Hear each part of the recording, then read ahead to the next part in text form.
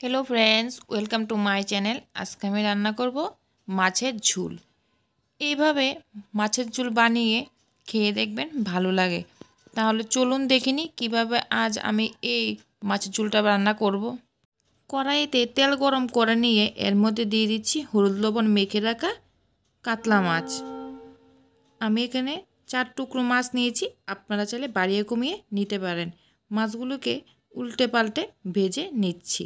মাছের এক পাশ হয়ে গেছে, মাছগুলিকে উল্টে দিচ্ছি। মাছের আরেক পাশ হয়ে গেছে, মাছগুলিকে উল্টে দিচ্ছি।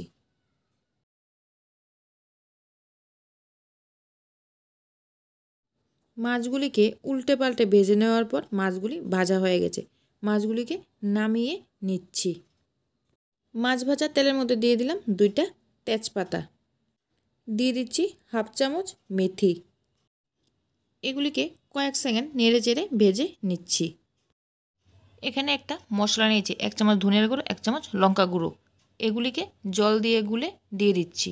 মশলার প্লেটে একটু জল দিয়ে দিচ্ছি। দিয়ে দিচ্ছি পরিমাণ মতো লবণ আর হলুদ।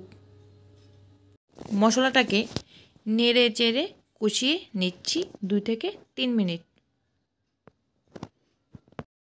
মশলাটাকে 2 থেকে 3 মিনিট কষানোর পর মশলাটা কষানো হয়ে গেছে। এবার এতে দিয়ে দিচ্ছি জল। যে যেমন গ্রেভি রাখতে চান সেই অনুযায়ী জল দিয়ে দেবেন। গ্রেভিটা ফুটা পর্যন্ত অপেক্ষা করছি।